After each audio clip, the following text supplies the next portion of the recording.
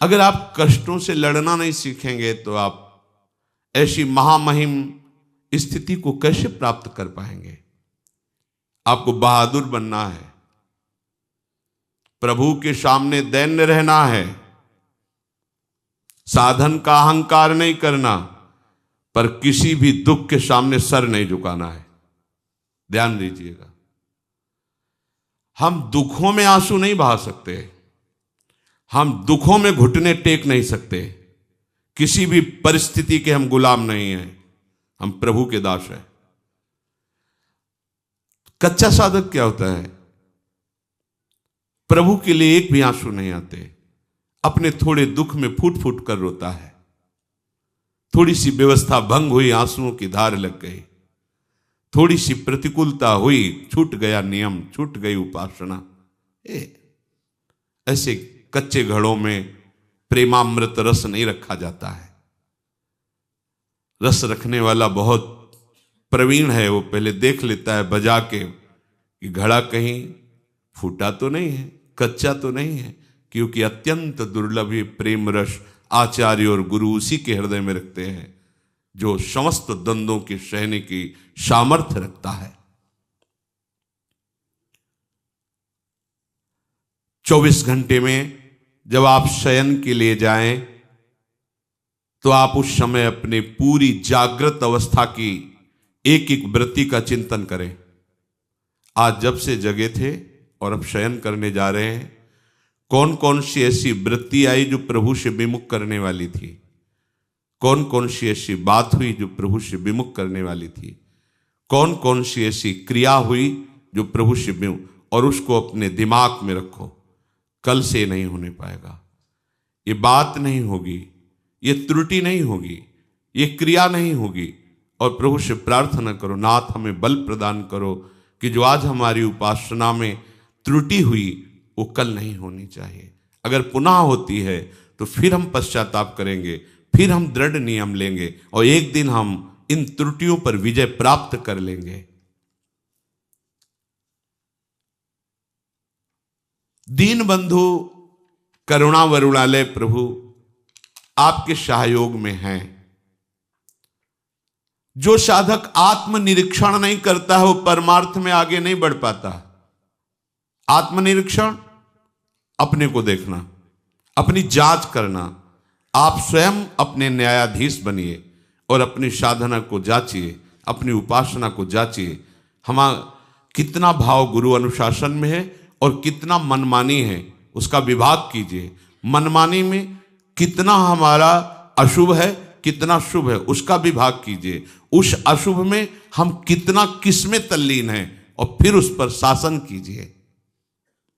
अपने आप को देखते रहना ये उपासना का विशेष अंग है। हमसे क्या त्रुटि हो रही है, हम कहीं प्रमाद में तो नहीं है। यह विषयी पुरुष का लक्षण है। कौन क्या कर रहा है, कहां जा रहा है, यह उपासक का कार्य नहीं है।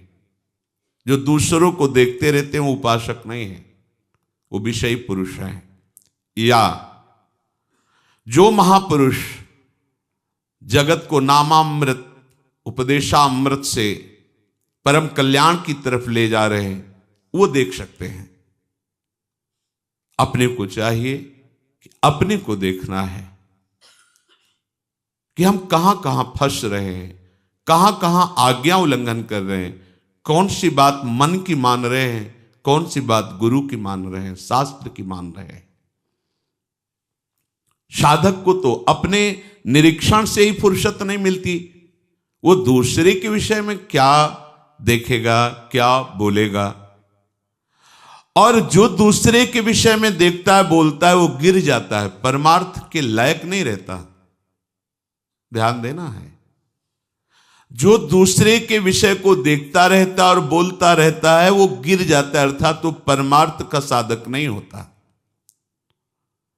आपको देखना है आप कहीं रुक तो नहीं गए, आपकी कहीं विपरीत दिशा तो नहीं हो गई है।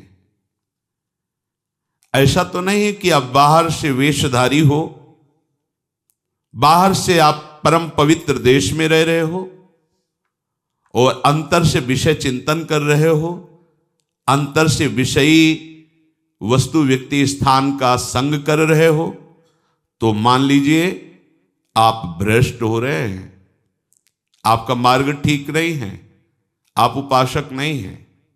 फिर सुनिए, उपासक को देखना है कि बाहर से पुण्यात्मा का परम पवित्र वेश धारण किए हैं, बाहर से परम पवित्र पुण्य देश में रह रहे हैं, और अंतर से विषयों का चिंतन हो रहा है, विषय वस्तु व्यक्ति स्थान का संग कर रहे हैं, तो आप भ्रष्ट हैं।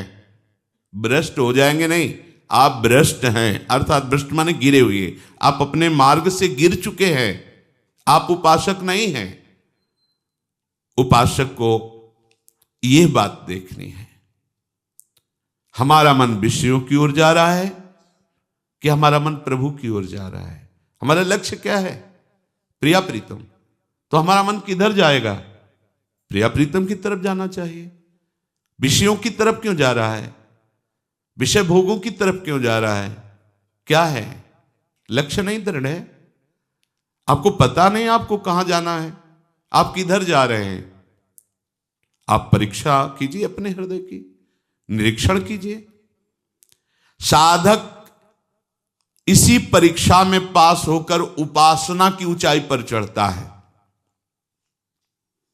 जिसका मन विषयों से हट हट कर बार बार आराध्य देव की ओर जा रहा है, पर बीच बीच में विक्षेप विषय डाल रहे, उसे चिंता नहीं करनी, वो उन्नति की ओर जा रहा है।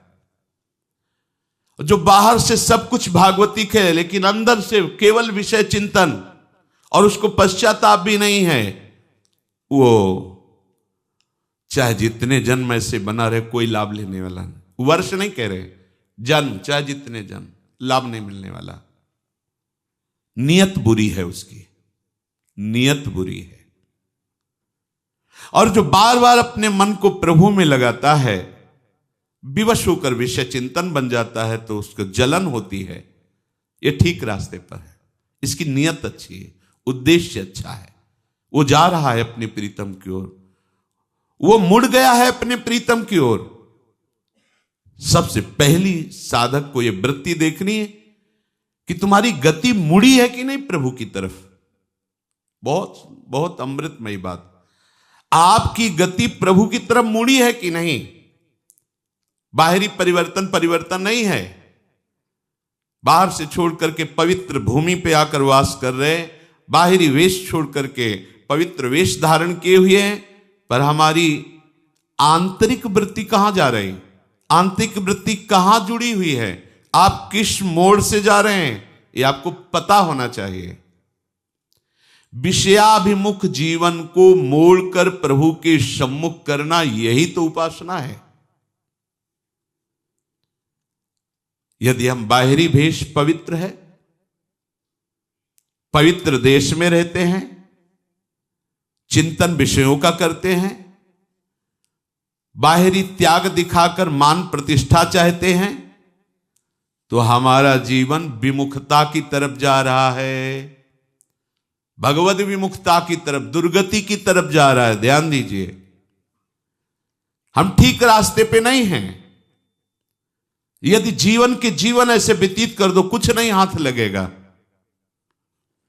और यदि आपने अंदर से अपना रास्ता चयन किया है, परमार्थ लक्ष्य निश्चित किया है श्यामा श्याम, और बार बार प्रयासरत है उनके नाम रूप लीला गुण का चिंतन गायन, तो आपकी चाल में देर हो सकती है, पर मार्ग में, इसलिए प्राप्ति में देर नहीं होगी।